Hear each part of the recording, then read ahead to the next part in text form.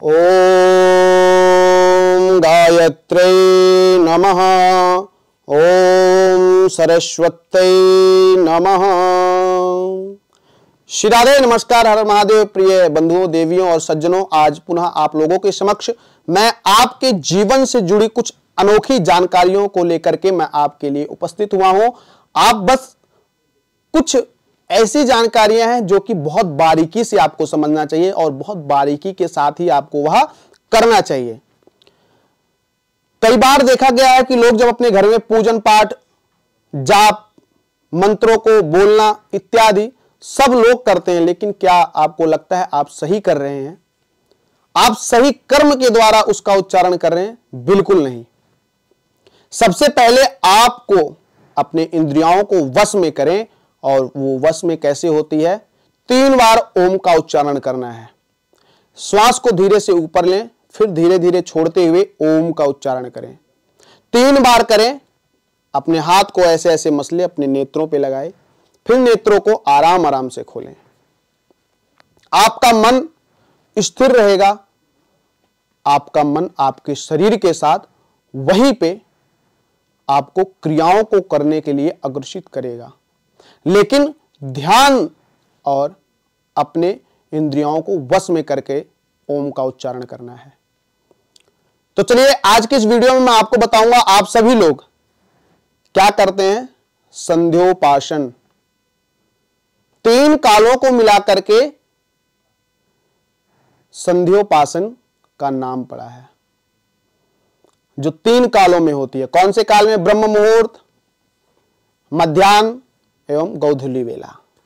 इन 3 कालों को मिलाकर के संध्या होती है। तो चलिए, आप सभी लोग एक काल की कर ले, वही बहुत बड़ी बात है। 3 काल तो बहुत दूर है, लेकिन कई लोग द्विकालिक संध्या भी करते हैं, प्रातः और सायं। ब्रह्मचारी, जो बटुक ब्रह्मचारी होते हैं, जो गुरुकुल में शिक्षा अध्ययन करते हैं, वह त्रिकालिक संध्या करते हैं, प्रातः, मध्याह्न और गोधूली वेला कहें तो सायं वेला। तो चलिए, आज हम सूक्ष्म रूप से जानेंगे कि वह त्रिकालिक संध्या किन विधियों के साथ किया जाता है और कैसे किया जाता है।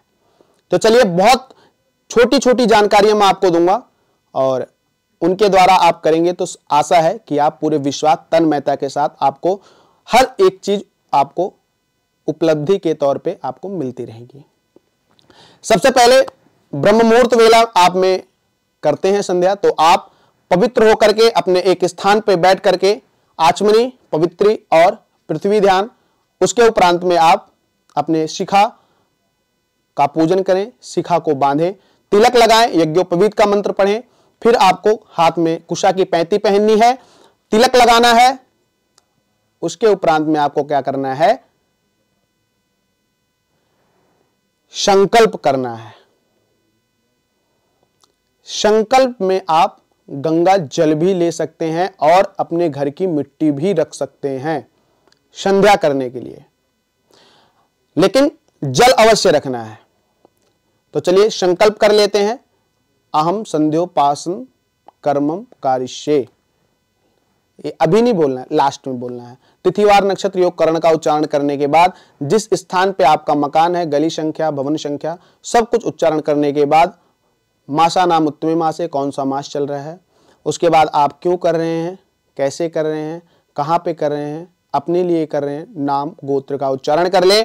फिर आप संकल्प को अपने माथे से लगा करके अपने तांबड़ी में रख लें। तांबड़ी कहें तो पंचपात्र, पंचपात्र में आचमनी, गिलास, तांबड़ी, लोटा, अर्घ,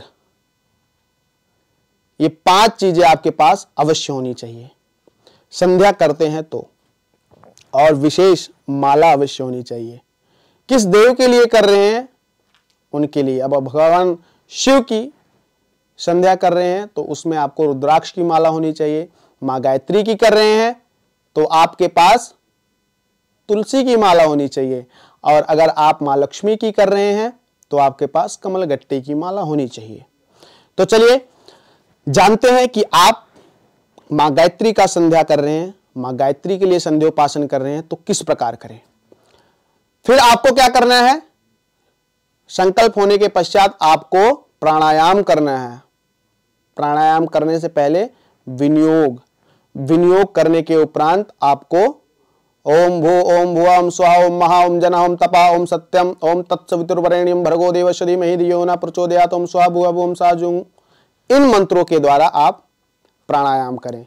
अपने अंगूठे से ऐसे इस नाक से श्वास ऊपर लेना है, फिर इसको दबाना है, फिर इस नाक से सांस नीचे लेना है। इस प्रकार आप प्राणायाम करें। फिर आप प्रातः आचमनीयम करें। प्रातः आचमनीयम करने के बाद आप उस जल को पी लें। विनियोग को नहीं, पहले विनियोग फिर मंत्र।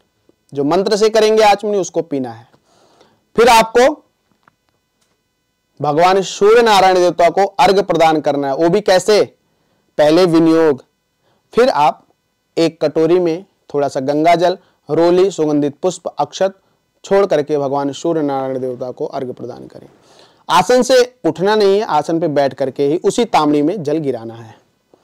आदित्यंच नमस्कारम ए कुर्वन्ति दिने दिने जन्मांतर सहस्त्रेषु दारिद्र्यम नोपजायते। दुख, भय, शोक, दारिद्र को परमात्मा दूर करें, इसलिए मैं आपका पूजन कर रहा हूं, संध्योपासन कर रहा हूं। उसके बाद आपको इसी प्रक्रिया के चलते हुए फिर आपको मां गायत्री का आवाहन करना है। दोनों हाथों को ऐसे करके उनका स्मरण करना है। फिर आपको 24 मुद्राएं करनी है। 24 मुद्राएं कौन सी? ओम सुमुखम संपुटम चेवा वितितम विस्तृतम तथा द्विमुखम त्रिमुखम चेवा चतुष्पंचमुखम तथा षण्मुखोऽधोमुखम चेवा व्यापकांजलिकम तथा शकटम यम पाशंच ग्रथितम चोन्मुखोन्मुखम प्रलम्बम मुष्टिकम चेवा मत्स्यः कूर्मो वराहकम सिंहाक्रांतम महाक्रांतम मुद्गरम पल्लवम तथा एता मुद्राश्चतुर्विंशत् जपादौ परकीर्तिता। इन 24 मुद्राओं को आपको करना है। उसके बाद ब्रह्म सा विमोचन, ये सब आपको करना है। फिर विनियोग लेकर के आप छोड़ दें। फिर माला के सुमेरु को पकड़ के जहां से आप माला प्रारंभ करेंगे, अपने उल्टे हाथ में जल लेकर के ओम मामाले महामाये सर्वशक्ति स्वरूपिणी चतुर्वर्गस्ते तस्मान् मे सिद्धिदा भवा अभिनम कुर्माले तुम गृह्णामि दक्षिणे करे जपकाले सिद्ध्यर्थम प्रसीद मम सिद्धयो मक्षमालाधिपतेषु शुद्धिं देहि देहि सर्वमन्ता साधन साधय सर्वसिद्धिं परिकल्पय परिकल्पय मे स्वाहा। फिर माला को पूरी तरीके से उसको अच्छे से जल में मिला लें, अपने नेत्रों से लगा लें, गोमुखी में डाल के फिर इस उंगली को बाहर निकाल के फिर ऐसे ऐसे आपको जपना है। और लेकिन ध्यान रहे, एक दाने पे सिर्फ और सिर्फ एक मंत्र। मुंह बंद रहे, जीवा हिले ना, मन में वह मंत्र चलना चाहिए। ध्यान गायत्री का लगा रहे हैं तो मां गायत्री को अपने सर पे नहीं, ना हृदय में, नाभि पे, अगर प्रातः करते हैं तो ब्रह्म रूपी, ब्रह्म कहें तो ब्रह्मा रूपी कमल पे विराजमान मां गायत्री का आपको स्मरण करना चाहिए, ध्यान करना चाहिए, अपने नाभि पे ऐसे लगा के करना चाहिए। फिर आपको उसका फल मिलेगा। फिर उसके बाद आपको गायत्री विसर्जन की तरफ चलना चाहिए। फिर आपको विनियोग छोड़ देना चाहिए। फिर मां गायत्री का ध्यान करना चाहिए। कैसे? ओम श्वेतवर्णा समोदिष्टा कौशल्या वसना तथा श्वेतिर्विलेपने पुष्पैरलंकारश्च भूषिता आदित्यमण्डलस्था च ब्रह्मलोकगताथवा अक्षसूत्रधरा देवी पदमासन गता शुभा। ओम गायत्रे नमो नमः। इस प्रकार आपको संध्योपासन विधि इन कर्मों के साथ, इन मंत्रों के साथ करना चाहिए, जो कि बहुत सूक्ष्म रूप के तरीके से आपको मैंने बताया है। तो चलिए, वीडियो अच्छी लगी हो तो लाइक शेयर कमेंट करके हमें अवश्य बताइए और लोगों तक भी आप पहुंचाने की कोशिश करें, क्योंकि जब आप लोगों तक पहुंचाएंगे तो उससे आपका भी ज्ञान बढ़ेगा, आपके भी कर्मों को ऊपर ले जाएंगे भगवान। क्यों? क्योंकि आप एक से भले दो, दो से भले तीन, तीन से भले चार लोगों की सहायता कर रहे हैं। तो इन वीडियो को अवश्य लोगों तक पहुंचाएं। फिर ऐसे ही रोचक जानकारियों के साथ मैं आपके समक्ष उपस्थित होऊंगा। तब तक के लिए श्री राधे, नमस्कार, हर हर महादेव।